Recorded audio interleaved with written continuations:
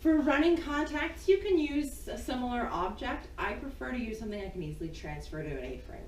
So I will start running contacts on an A-frame before the dog walk, only because the A-frame is easier. He's not going to slip off. It's a very wide base. You can use a box of PVC. You can just make a PVC box the same size as the yellow space on the A-frame. I personally use half a yoga mat. I like it because it's sticky, it doesn't slip, and it's really easy for me to transport. Initially, all I'm doing with this is lying it on the ground and asking the dog to put paws on it, and then rewarding away from it. So as soon as paws hit my mat, he gets a click, and he's sent off my mat again. I don't mind if he has a little dick in the ground. I want 2 front paws on that mat, because if the 2 front paws hit, chances are everything else is going to hit. Yes. He doesn't care. He's having a blast. Okay, table. Go table. When he starts, Cheetah, get up on that table. Good boy, wait.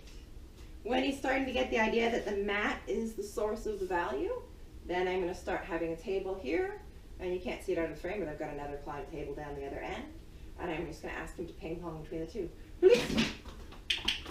If his feet hit that mat, he gets his cookie. Go table. Good boy, ready, release. Table. And go.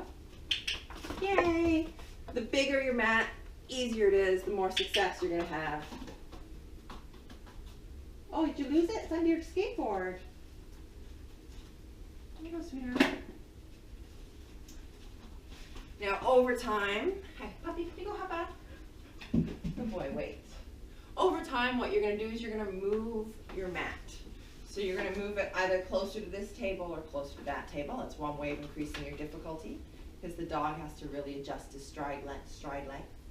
You can change your position relative to the mat. Good boy. So instead of you hanging out next to the mat, you can be behind the mat, in front of the mat, running with the dog. Anything you can do to make him kind of make him break his mat behavior. Then you can add the mat offline, so maybe it's not directly in line with the 2 tables, so he's got to adjust his stride and bend, You can, especially with a yoga mat, you can fold it in half. So now he's got a much smaller target area. You can fold it in half this way, which is harder to hit in terms of your front feet, or this way, which is a little harder to stride lengthwise. Gives you a smaller target if he's not going off on a bend.